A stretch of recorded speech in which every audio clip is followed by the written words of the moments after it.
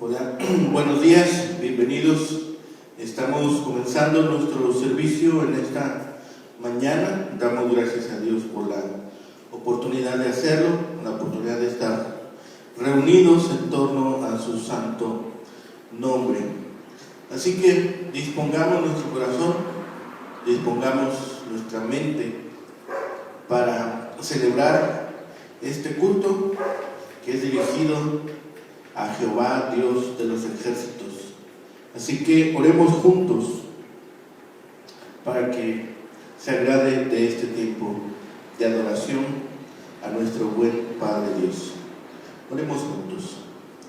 Padre bendito, Señor, gracias te damos en este día, Señor, porque nos has permitido la vida, porque nos has permitido, Señor, descansar en el transcurso de la noche con nuestras familias, Señor, porque hoy nos permites reunirnos en torno a tu santo nombre, Señor, y darte la gloria y la honra que solamente tú mereces.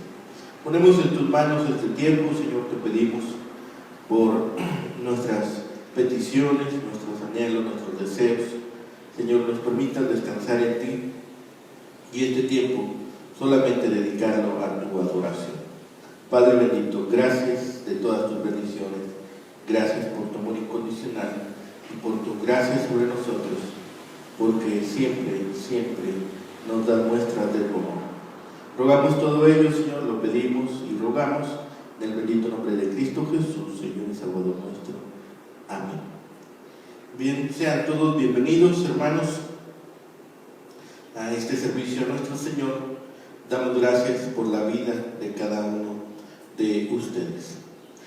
Tomemos nuestro himnario y entonemos un himno de alabanza, un himno de adoración, el himno número 7, Fuente de la Vida Eterna.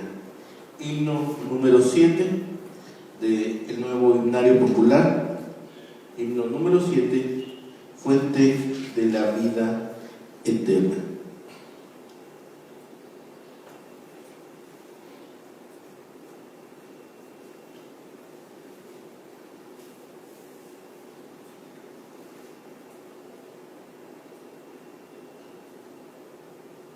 Himno número 7, Fuente de la Vida Eterna.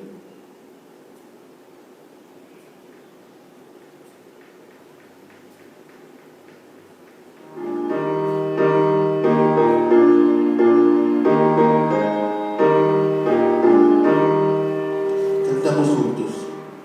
Desde la vida eterna y de toda bendición, ensalzar tu gracia.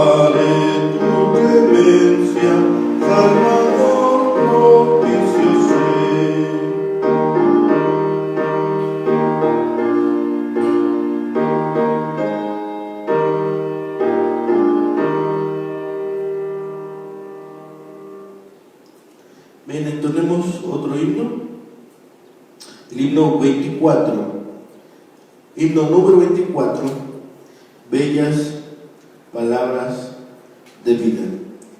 Himno número 24, bellas palabras de vida.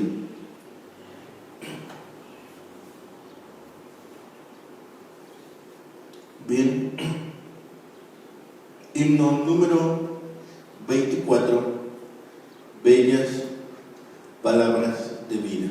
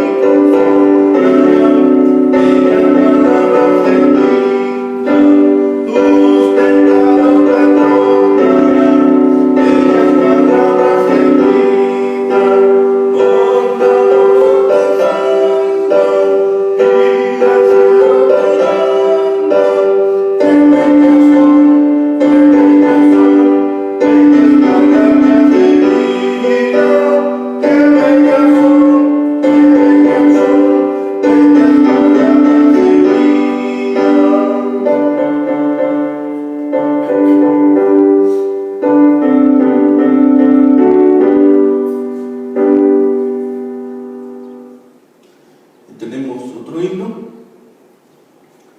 el himno 43, junto a la cruz. Himno número 43, junto a la cruz.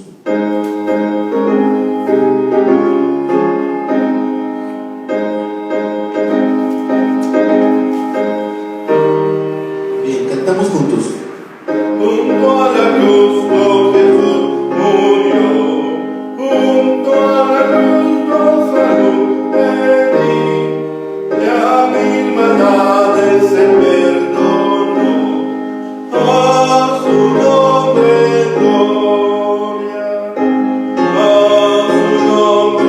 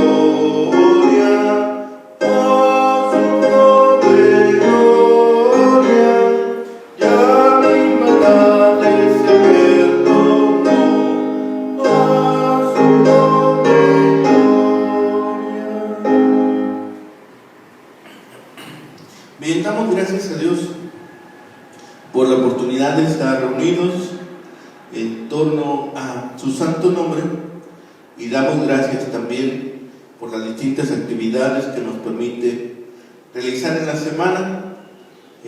Tenemos la actividad de los días miércoles, tenemos el estudio bíblico de manera presencial. Estamos aquí en las instalaciones de Misión del Calvario, de 7:30 a 8:30. Los días miércoles estamos revisando el Evangelio según San Marcos. Estamos llevando un estudio sistemático, ¿sí?, de la porción de la palabra de Dios, y estamos comentando por él, y también pues oramos por las necesidades que tenemos en cada uno de nosotros, cada uno de los que asistimos. Lo hacemos de manera presencial los días miércoles de 7:30 a 8:30 de la mañana. Los días viernes lo tenemos ese mismo estudio, pero de manera digital, de 9 a 10 de la noche. Así que los que no puedan asistir de manera presencial se pueden conectar los días viernes de 9 a 10 de la noche. Tenemos ese estudio, y bueno, tenemos la oportunidad de también compartir de la palabra de Dios de manera digital, y también estar orando unos por otros. Los días sábados regresamos con las actividades para los niños de manera presencial a las 9 de la mañana. Los días sábados estamos ya concluyendo un discipulado infantil, que es los días sábados a las 5 de la tarde. Ya estamos concluyendo con esa actividad, y después de esto regresamos de nuevo a las actividades normales de los días sábados a las 10 de la mañana. Así que si usted tiene niños, tiene usted la oportunidad de enviarles, puede venir con ellos, o enviarles, de venir, traerlos, dejarlos aquí, y empezamos la actividad de 10 de la mañana, terminamos 11:15, y después de 11:15 a 11:30 tenemos un pequeño periodo de refrigerio, y tenemos las clases de apreciación musical de 11:30 a 1 de la tarde. Es de manera presencial aquí en las instalaciones de Misión El Calvario, en Arista 1901, en el barrio de Santa Teresita, en Guadalajara, Jalisco. Los días sábado tenemos esa actividad. Los días domingo, como hoy, a las 10 de la mañana tenemos nuestro servicio de adoración y alabanza de 10 a 11:15. Después de 11:15 a 11:30 tenemos un pequeño tiempo de descanso, de refrigerio, y después de 11:30 a 1 de la tarde tenemos la escuela bíblica dominical. Ese es solamente de manera presencial, la escuela dominical. El servicio, como el de hoy, lo estamos transmitiendo en vivo a través de Facebook. Después lo tenemos en la página vidaencristo.online.church, vidaencristo.online.church. Ahí tiene alojados también los servicios de adoración, y un rato más tarde en YouTube, ¿sí?, en lo que tarda en subirse. Todos los días estamos teniendo ahorita nuestro devocional. Ya tenemos casi 2 años teniendo estos devocionales a las 7 de la mañana. Estamos revisando el libro del profeta Isaías, así que si usted se quiere agregar a los devocionales, es a las 7 de la mañana. Si no lo puede ver en vivo, lo puede ver en el transcurso del día. Está también en la página en Facebook, en Instagram, y también en YouTube, y en la página de la misión vidaencristo.online.church. Ahí puede usted revisar nuestro devocional del día, y puede usted agregarse también con las peticiones que usted pueda tener. Nos envía vía WhatsApp o cualquiera de esta mensajería para retomar también los motivos de oración. Así que estamos contentos. También la próxima semana tendremos la clausura de la actividad La Gran Aventura, y como parte de la clausura tenemos la presentación del payaso Leito aquí en el parque de José Clemente Orozco, esquina con Jesús García. Es exactamente en el cruce, allí están, contra esquina de la Clínica 2, del Seguro Social. Ahí estaremos el próximo domingo a las 3 de la tarde. Comenzamos en ese horario para tener tiempo para la clausura y también para la presentación del payaso Leito. Están ustedes cordialmente invitados el próximo domingo en la tarde para que puedan, pues también los niños celebrarse, festejarse y puedan conocer también de la palabra de Dios. Así que están cordialmente invitados todos a participar el próximo domingo. Igual tendremos servicio por la mañana, aquí a las 10 de la mañana, y por la tarde, pues esta actividad. Damos gracias a Dios por cada una de estas actividades que nos permite tener y que nos permite celebrar en torno a su santo nombre. Entonemos un himno más, es el himno 95, al Cristo vivo sirvo. Himno número 95, al Cristo vivo sirvo.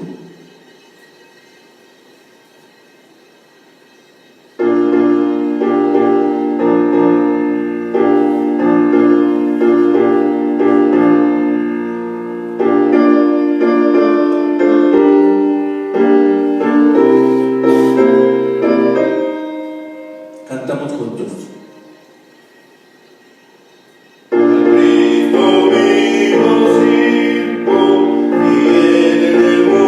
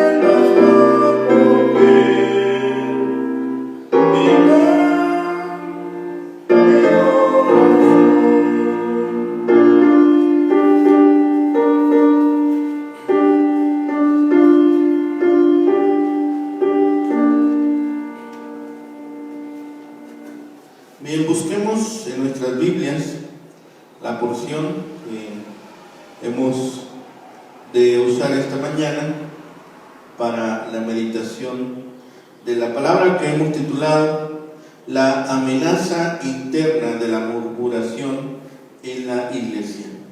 La amenaza interna de la murmuración en la iglesia. Busquemos en nuestras Biblias en el libro de los Hechos, capítulo 6, para leer los primeros 7 versículos. Libro de los Hechos, capítulo 6, primeros 7 versículos. Bien, leamos juntos la porción de la palabra que dice: En aquellos días, como creciera el número de los discípulos, hubo murmuración de los griegos contra los hebreos, de que las viudas de aquellos eran desatendidas en la distribución diaria. Entonces los 12 convocaron a la multitud de los discípulos y dijeron: no es justo que nosotros dejemos la palabra de Dios para servir las mesas. Buscad pues, hermanos, de entre vosotros a 7 varones de buen testimonio, llenos del Espíritu Santo y de sabiduría, a quienes encarguemos de este trabajo. Y nosotros persistiremos en la oración y en el ministerio de la palabra. Agradó la propuesta a toda la multitud, y eligieron a Esteban, varón lleno de fe y del Espíritu Santo, a Felipe, a Prócoro, a Nicanor, a Timón, a Parmeas y a Nicolás, prosélito de Antioquía, a los cuales presentaron ante los apóstoles, quienes orando les impusieron las manos. Y crecía la palabra del Señor, y el número de los discípulos se multiplicaba grandemente en Jerusalén. También muchos de los sacerdotes obedecían a la fe. La amenaza interna de la murmuración en la iglesia. Tenemos ahora delante de nosotros un pasaje que nos habla de esta iglesia primigenia, de esta iglesia en Jerusalén. La iglesia de Jerusalén comenzó a integrar cristianos de varios trasfondos culturales. Dos de estos grupos que sobresalían eran los hebreos de origen griego, nacidos en la dispersión, territorios conquistados por Alejandro del Imperio griego, y los hebreos nacidos en Palestina, que hablaban el aramaico. El hebreo seguía siendo el lenguaje de los eruditos, pero el arameo era el idioma de la mayoría de los judíos en Palestina. Las diferencias mayores no radicaban en el idioma, sino en las costumbres. Los judíos nacidos en Palestina tenían poco alcance, escasa cultura y una manera restringida de ver las cosas. Los judíos o prosélitos nacidos en otras tierras habían tenido refinamiento, arte, habían visto y disfrutado de los beneficios de la cultura griega.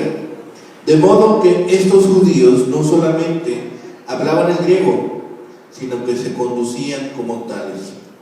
El ataque que ahora prepara Satanás contra la iglesia amenaza con ser el más eficaz. Habiendo fracasado en derrotar a la iglesia por medio de la persecución o la corrupción, a continuación intenta la distracción.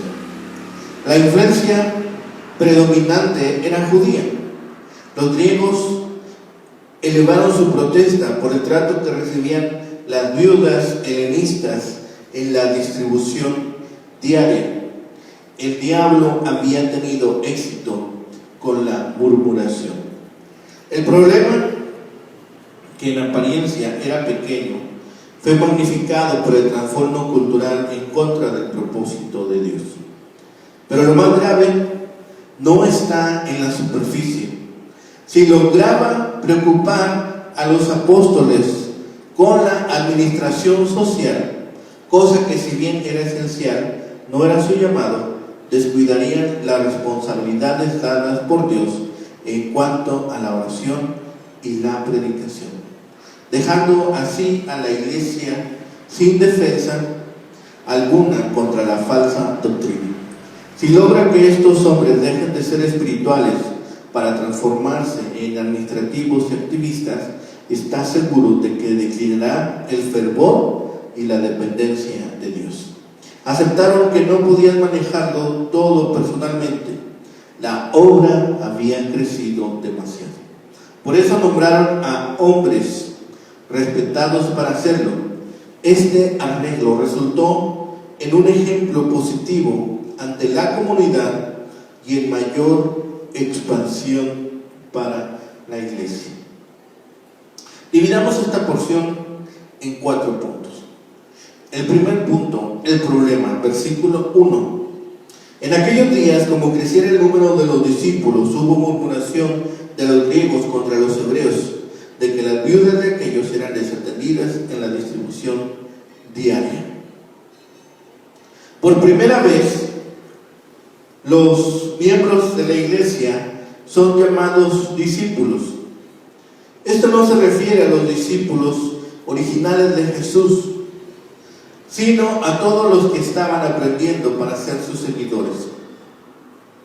Ninguna iglesia ha sido ni será perfecta hasta que Cristo y su iglesia se unan en su segunda venida. Todas las iglesias tienen problemas.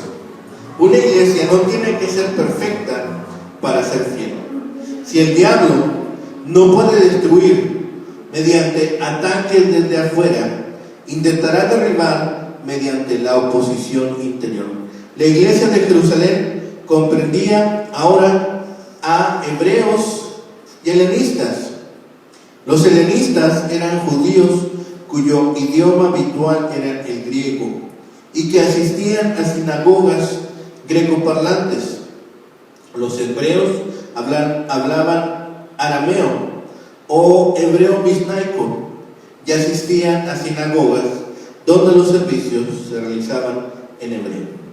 Los cristianos de habla griega murmuraban sobre el trato injusto hacia sus viudas. No se dice que las murmuraciones surgieran entre las viudas, sino a causa de ellas. Quizá este favoritismo no fue intencional, pero se originó por la barrera del idioma. Para resolver el problema, los apóstoles buscaron 7 hombres respetados de habla griega que se encargaran del plan de distribución de alimentos. Esto puso final al problema y permitió a los apóstoles concentrarse en su ministerio de la enseñanza y predicar las buenas nuevas acerca de Jesús. Así que una primera situación es que ven aumentado el número de los discípulos, lo cual les amargaba a los sacerdotes y a los saduceos. Parece ser que la oposición que se hacía a la predicación del Evangelio contribuía a su éxito. Los predicadores eran azotados y amenazados, y sin embargo el pueblo recibía su doctrina y eran incluso atraídos por la paciencia y el gozo con que los apóstoles soportaban estos sufrimientos. Un problema que se les presentó en la distribución de la asistencia social les dio una gran oportunidad para aprender. No hay ninguna razón para pensar que hubiera malicia en el descuido de las viudas griegas. Las viudas del grupo minoritario se sintieron especialmente dejadas de lado y abandonadas.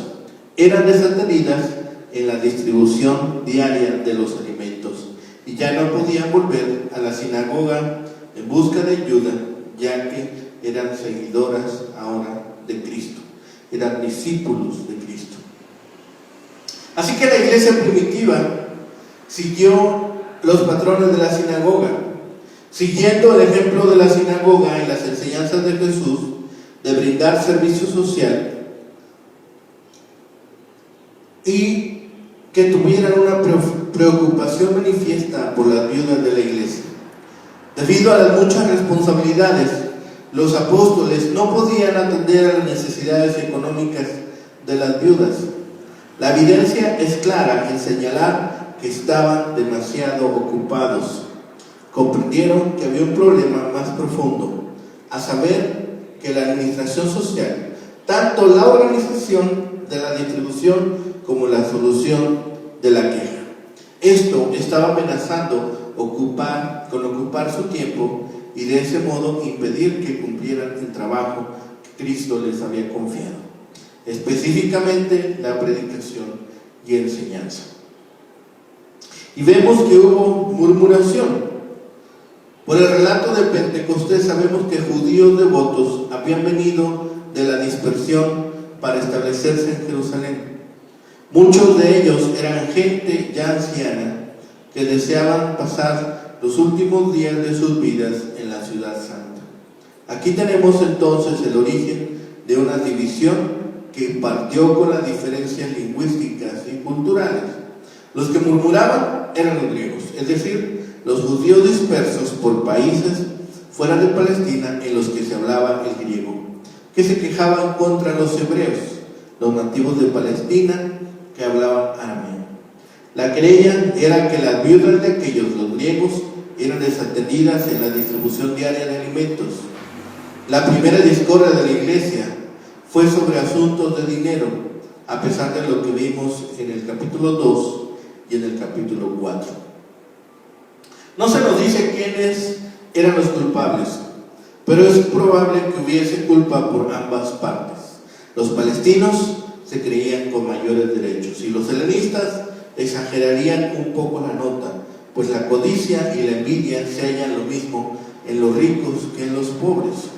No hay duda de que los apóstoles habían tratado de obrar con toda imparcialidad, pero el contexto posterior insinúa que precisamente por el aumento de la congregación los pastores no podían atender por igual a todas las ovejas.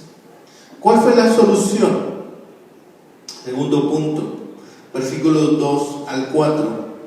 Entonces los 12 convocaron a la multitud de los discípulos y dijeron: no es justo que nosotros dejemos la palabra de Dios para servir las mesas. Buscad pues, hermanos, de entre vosotros a 7 varones de buen testimonio, llenos del Espíritu Santo, de sabiduría, a quienes encarguemos de este trabajo, y nosotros persistiremos en la oración y en el ministerio de la palabra. Los 12 apóstoles se dieron cuenta de que con el crecimiento de la iglesia tendrían que hacer frente a la necesidad de gestionar estas cuestiones económicas. Los 12 son los 11 discípulos originales y Matías, el que se eligió para ocupar el lugar de Judas Iscariote. Esta tarea administrativa no se tomó a la ligera. Notemos los requerimientos para los hombres que se encargarían del programa de alimentación: de buen testimonio, lleno del Espíritu Santo y de sabiduría. Cada persona juega un importante papel en la vida de la iglesia. Ofrezcamos pues también nosotros nuestros dones al servicio de Dios. Lo primero que hicieron fue convocar a la iglesia y distinguir claramente cuál era el ministerio de ellos. El crecimiento de la iglesia necesita organización y delegación de responsabilidades. El liderazgo en la iglesia debe estar lleno del Espíritu Santo y de sabiduría. El Espíritu Santo nos da la perspectiva de Dios. La sabiduría concierne al aspecto práctico de resolver un problema. Muchos especialistas consideran a los 7 como los primeros diáconos electos, aunque el término no aparece en este pasaje. La oración y el ministerio de la palabra deben ser la primera prioridad para el liderazgo de la iglesia. Esto no quiere decir que el ministerio de la benevolencia está a un nivel más bajo. Todo es una cuestión de las responsabilidades que asigna Dios. Las prioridades de los apóstoles fueron adecuadas. El ministerio de la palabra nunca debe descuidarse debido a preocupaciones administrativas. Nunca se debe tratar ni esperar que los pastores lo hagan todo. La labor de la iglesia debe compartirse entre todos los miembros. Lo urgente nunca debe desplazar a lo principal. Los 12 no quisieron obrar por su cuenta y riesgo, sino que convocaron una especie de pleno a fin de que dieran su voz y su voto los que intervendrían más de cerca en la distribución de alimentos, tanto como aquellos cuyas viudas recibían tal suministro diario.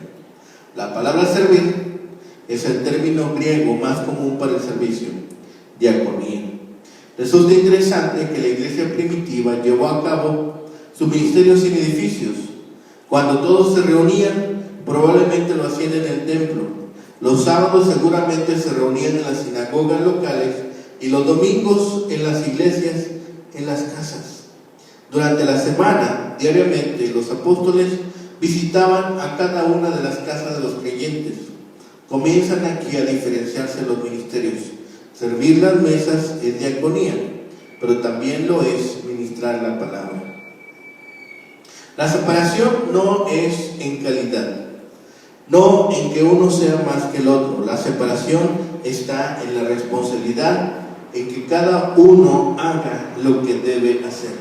Las mesas pueden referirse a las mesas usadas para servir comida o mesas de dinero, es decir, los bancos. Probablemente el servir las mesas se refiere aquí al lugar donde se administraban los fondos y víveres para las viudas. Lo segundo que hicieron aquí es establecieron los requisitos que debían cumplir aquellos hombres que se habrían de encargar de este servicio, de esta diaconía. Es un trabajo que necesita ser llevado a cabo mejor de lo que ha estado hasta el presente. Por eso han de elegirse para ello personas aptas. Los apóstoles propusieron un plan que era tanto espiritual como práctico. Al realizar esta labor, los 12 pueden conocer cómo se encuentran espiritualmente los creyentes y si la percepción espiritual de los creyentes se ha dañado. En medio de miles tenían que distinguir a tan solamente 7 varones. Algo había que hacer para restaurar la unidad y el espíritu de concordia. Este problema pastoral tiene la capacidad de afectar el progreso del evangelio. La iglesia tuvo que organizarse para el ministerio. Cada creyente es un ministro llamado y dotado para servir a tiempo completo. La selección de 7 varones puede relacionarse con la tradición de las comunidades judías, en que 7 hombres respetables administraban los negocios públicos y actuaban como concilio oficial. Al escoger a estos 7 hombres, los 12 persistieron en dar atención a la oración y al ministerio de la palabra. En verdad, este texto, esta porción de Hechos, no emplea el término diáconos, como se ve empleado por Pablo, sino solamente diaconía, servicio, como traducido por la palabra distribución, y diaconeo, servir. Los 7 fueron elegidos por la congregación de entre vosotros, dándonos la primera evidencia clara que la autoridad residía en la congregación total, gobierno congregacional. También la implica en la selección de Matías. Los 7 hombres eran reconocidos como hombres espirituales y prácticos, reconocidos como poseedores de un sentido común santificado. Esto quiere decir que las 2 primeras características debían formar parte de su reputación y que las 3 eran necesarias para un buen manejo de las finanzas. La fe no es otro distintivo, porque creer es simplemente el medio para estar lleno con el Espíritu Santo. Estos 7 debían ser hombres de reputación honorable.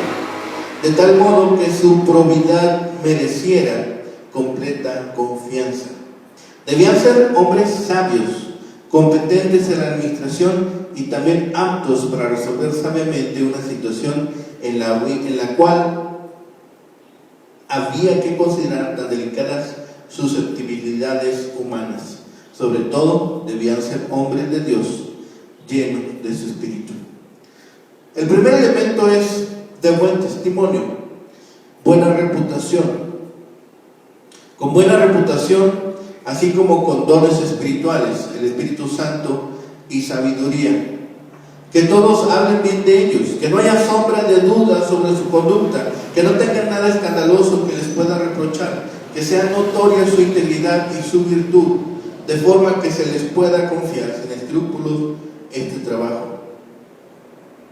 Lo segundo, lleno del Espíritu Santo. Estar lleno del Espíritu Santo implica dos cosas: que la persona es salva y que la persona es dirigida por el Espíritu. Varones espirituales, carentes de carnalidad, para que sean imparciales en el desempeño de su cargo, es decir, de una piedad confirmada por el Espíritu para manejar las finanzas.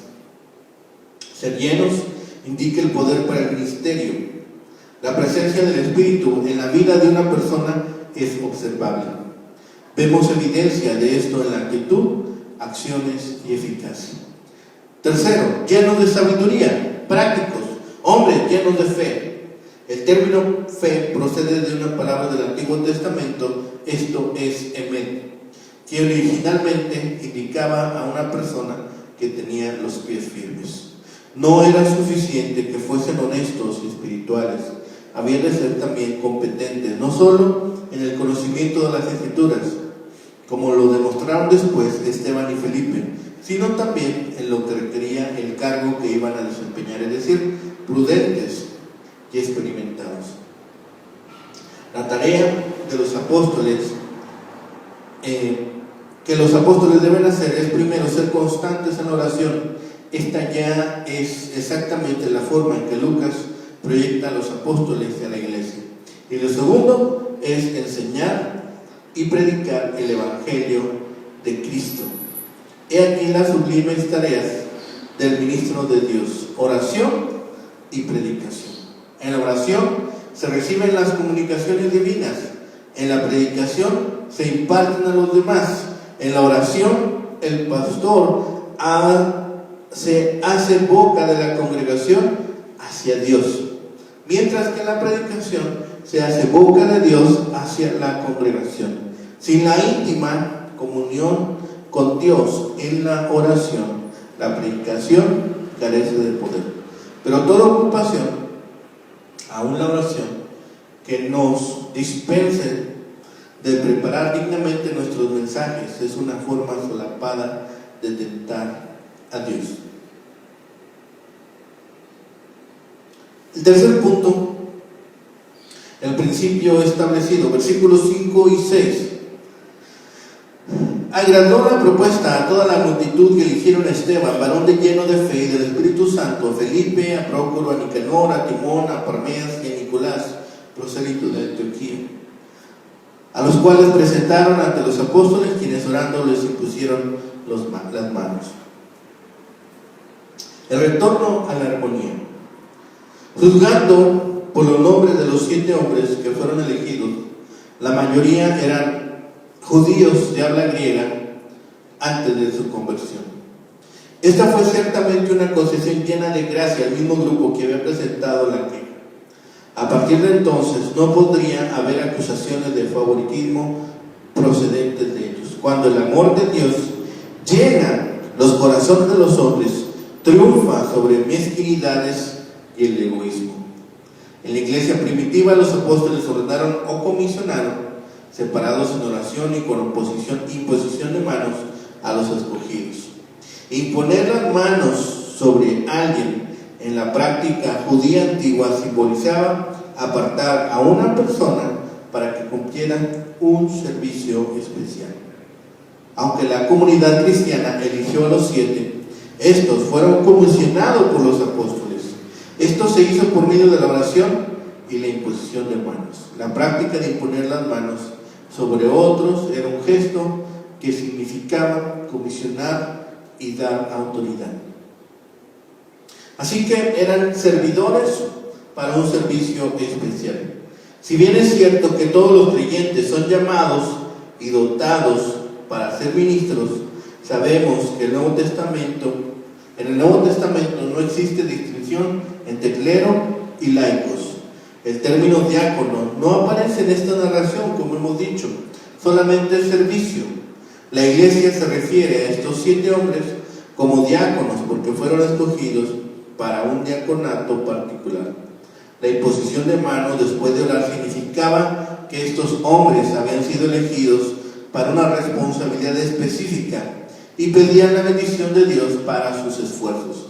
También indica un reconocimiento de identificación mutua y fraternidad con aquellos comisionados para este servicio.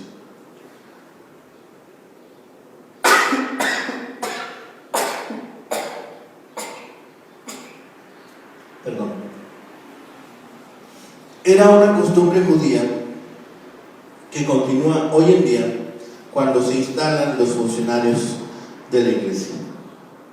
Es un rito apropiado, pero no es una ceremonia instituida por Dios. Después vemos que la propuesta agradó a toda la multitud de discípulos. Los 7 hombres tenían nombres griegos, lo que sugiere que eran de los judíos griegos, o al menos los podían entender. Estos hombres podían saber lo que era justo para las viudas extranjeras, sin discriminar a las viudas nativas.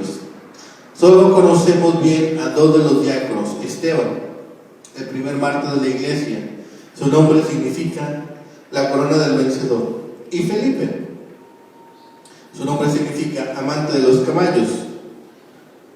El evangelista que más adelante llevó el evangelio a Samaria, que ganó al eunuco etíope para Cristo y que dio hospitalidad a Pablo en Cesarea. Es llamado el evangelista en Hechos 21:8, y sus hijas también fueron participantes activas en el ministerio, es decir, profetizas. Hechos 21:9. Prócoro se dice que llegó a ser obispo de Nicomedia y fue martirizado en Antioquía. Nicanor, el conquistador, que significa su nombre en griego, Timón, significa honorable. Parmeas es una abreviación de Parménides. La tradición de la iglesia dice que fue martirizado en Filipo durante el reinado de Trajano. Nicolás, el último mencionado, no era ni siquiera judío, sino un convertido al judaísmo y posteriormente al cristianismo. Al ser un prosélito judío, debía haber participado al menos en 3 actos rituales: bautizarse en presencia de testigos, si era hombre, debía circuncidarse, si tuviera oportunidad, ofrecer un sacrificio en el templo. ¿Cuál fue el resultado? Versículo 7. La confirmación de lo que habían hecho y que había agradado no solamente a la congregación, sino también a Dios. Dice versículo 7: y crecía la palabra del Señor y el número de los discípulos se multiplicaba grandemente en Jerusalén. También muchos de los sacerdotes obedecían a la fe. Los resultados de la paz. El resultado de la sabia actitud de los apóstoles, que los liberó para un ministerio al que podían dedicar todo su tiempo, fue triple. Primero, crecimiento de la palabra del Señor en poder y publicidad.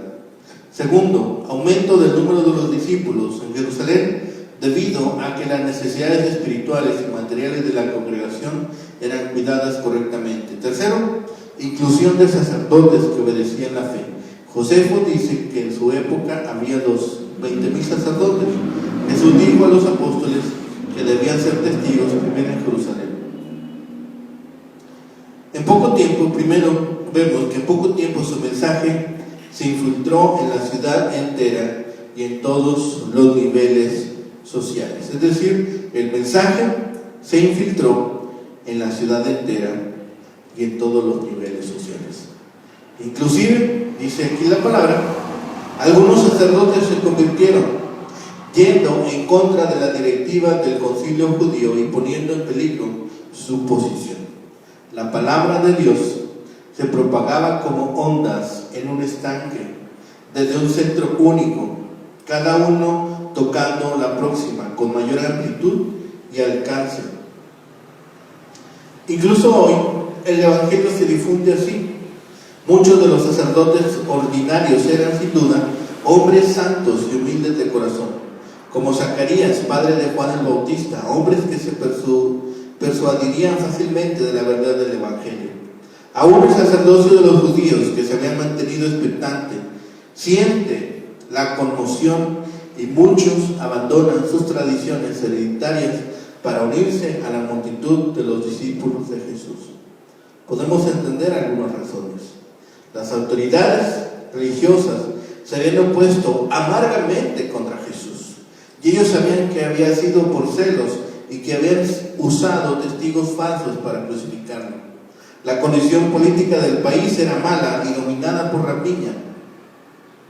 El trono de David lo ocupaba un rey idumeo adicto a Roma, y los tributos que pagaban eran enormes, incluso por la conducta de los publicanos. No hacía mucho tiempo los fariseos, preocupados por la popularidad de Jesús, habían insistido en colocar un cordón de seguridad sobre el pueblo, amenazando con expulsar de la sinagoga a los que confesaran su fe en Cristo. Así que vivían vigilando y amenazando. Pero ahora las evidencias de la honestidad religiosa de los 12 y el poder manifestado en la predicación y sanidad de muchos comenzaron a derribar las vallas. No les dejaba duda alguna de que Dios había visitado Israel, y entonces muchos sacerdotes obedecían la fe, es decir, se unían a la comunidad. Lucas agrega una observación más a este resumen: y gran número de sacerdotes obedecían la fe. El historiador judío Josefo cuenta que en sus días había 4 tribus sacerdotales y que cada una tenía un número aproximado a los 5,000 miembros. Estos oficiaban por turno por un periodo fijo de días, en un día cualquiera. Por lo tanto, había unos 5,000 sacerdotes en Jerusalén. Obviamente, un gran número de ellos, persuadidos por la predicación del Evangelio, se unieron a la iglesia. Estos resultados fueron gracias a la obra del Espíritu Santo. Con los apóstoles ubicados, la asistencia social delegada y la iglesia en paz. ¿Qué podemos nosotros esperar? Y crecía la palabra del Señor. Es posible que también el número de predicadores haya comenzado a crecer, tal como veremos inmediatamente. Lucas usa el término fe como sinónimo del Evangelio de Cristo. Este término significa la fe objetiva encarnada en la enseñanza doctrinal y no la fe subjetiva de los creyentes. De hecho, Lucas emplea varias expresiones para describir el cristianismo en este periodo transformativo de la iglesia: el nombre, el camino y la fe. Finalmente, como conclusión, la lucha de la comunidad de los santos no era carnal, no es carnal hoy en día, es espiritual. Estamos enfrentando al diablo y sus poderes. Nos confundimos si creemos que siempre nos encontraremos con una figura fiera como las bestias del Apocalipsis. Por el contrario, ya hemos visto en lo que va de nuestro estudio que las estrategias son variadas. Primero, Satanás trató de ensayar el antagonismo fariseo. Segundo, la hipocresía de Ananías y Zafira.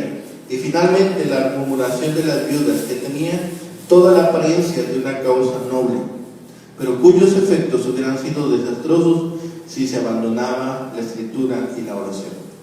También, ahora necesitamos discernimiento para saber cuál es el verdadero enemigo y qué procura hacer.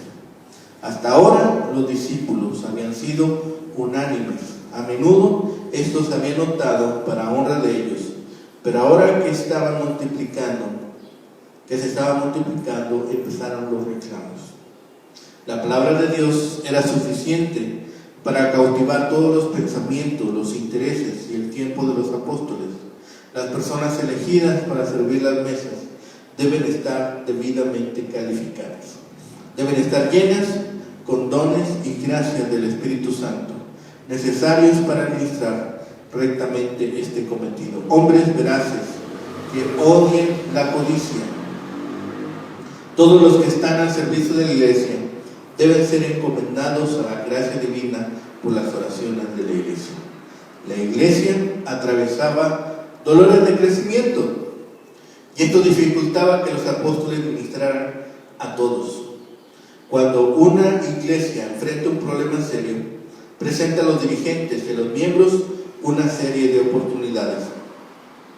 Por un lado, los problemas nos dan la oportunidad de examinar nuestro ministerio y descubrir qué cambios se deben hacer. En tiempos de éxito es fácil mantener el status quo, pero esto es peligroso. Cualquier ministerio o organización que piense que su éxito seguirá automáticamente se va rumbo al fracaso. Debemos examinar regularmente nuestras vidas y ministerios para no empezar a dar las cosas por sentado. Los apóstoles estudiaron la situación y concluyeron que ellos tenían la culpa. Estaban tan atareados sirviendo las mesas que estaban descuidando la oración y el ministerio de la palabra de Dios. Los problemas en la iglesia también nos dan la oportunidad de ejercer nuestra fe. No solo fe en el Señor, sino también fe unos en otros. Cuando la estructura y el ministerio entran en conflicto, se nos da la oportunidad de confiar en Dios para la solución. Es trágico cuando las iglesias destruyen el ministerio porque rehúsan modificar la estructura. Los apóstoles no tuvieron miedo de compartir con otros su autoridad y ministerio. Los problemas también nos dan la oportunidad de expresar nuestro amor. Al resolver problemas en la iglesia debemos pensar en otros y no solo en nosotros mismos. ¿Cuál es el resultado? Las bendiciones de Dios continúan y aumentan. La iglesia seguirá unida, se multiplica y es magnificada. Hechos 6:7 es uno de varios resúmenes que se hallan en el libro y son afirmaciones que nos hacen saber que la historia había llegado a una coyuntura importante. En Hechos, el doctor Lucas describe la culminación del ministerio en Jerusalén, porque la persecución que siguió a la muerte de Esteban llevaría el evangelio a los samaritanos y después a los gentiles. Se han calculado que había unos 8,000 sacerdotes judíos asignados al ministerio del templo en Jerusalén, y muchos de ellos confiaron en Jesucristo como Salvador. Oremos hoy para que más hombres, mujeres, adolescentes, ancianos, jóvenes, niños, confíen igualmente hoy en Jesucristo como su Salvador, como su Señor. Que esa sea nuestra oración, que ese sea nuestro anhelo, que ese sea nuestra petición todos los días. Entonemos un himno más. Entonemos el himno número 100, me guía Él. Himno número 100, me guía Él.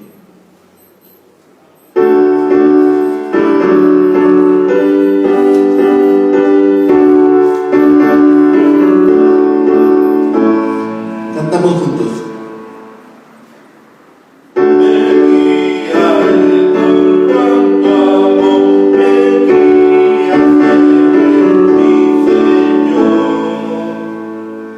Al ver el esfuerzo del Señor,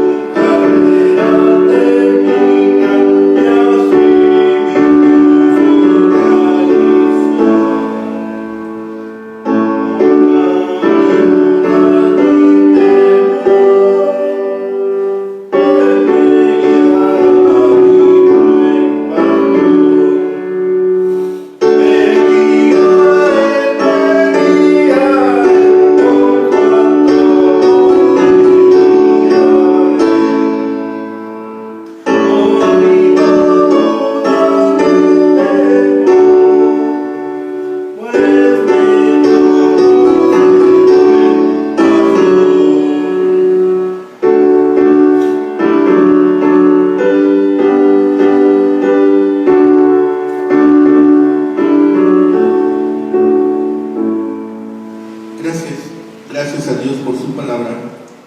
Gracias a Dios por sus misericordias y porque nos ha sostenido hasta estos días, hasta este tiempo.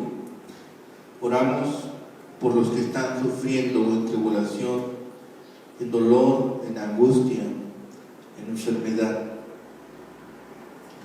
Y oramos sobre todo para que puedan confiar en Dios, puedan depositar sus penas, su dolor, sus angustias en Dios y puedan venir delante de su trono de gracia y descansar en Él. Entonemos el himno 116, ¿cómo podría estar triste? Y pensemos en aquellos que tal vez estén debatiéndose en dudas, en dolor y en llanto, para que sean consolados por la palabra, para que nosotros también seamos usados en la predicación del Evangelio, que seamos usados para compartir su palabra y para ministrar todos los días del alimento espiritual, así como nosotros lo hemos recibido de nuestro Padre Celestial.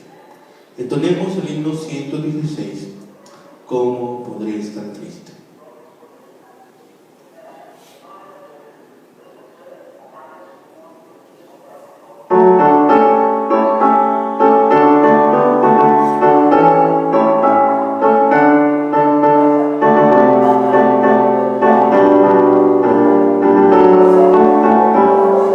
Cantamos juntos.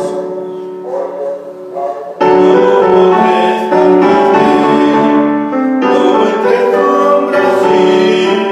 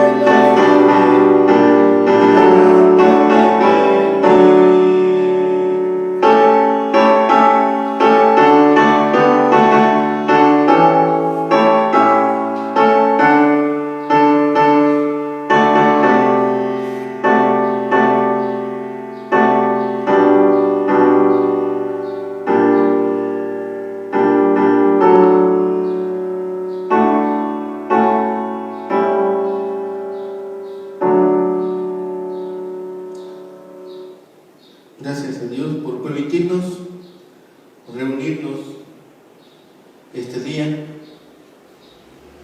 y pongamos en nuestras oraciones el estar listos y preparados para llevar su mensaje de salvación. Entonemos un último himno, es el himno Oh Jehová, omnipotente Dios, himno 120. Recordemos a quién servimos, en quién hemos depositado nuestra confianza y a quién podemos recurrir en tiempos de necesidad. Cantemos juntos himno 120, Oh Jehová, omnipotente Dios.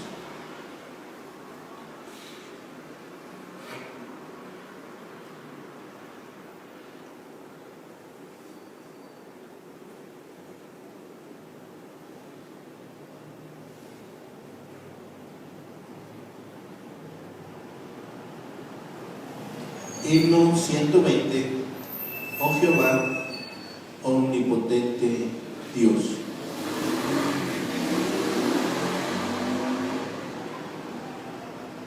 Bien, cantemos juntos.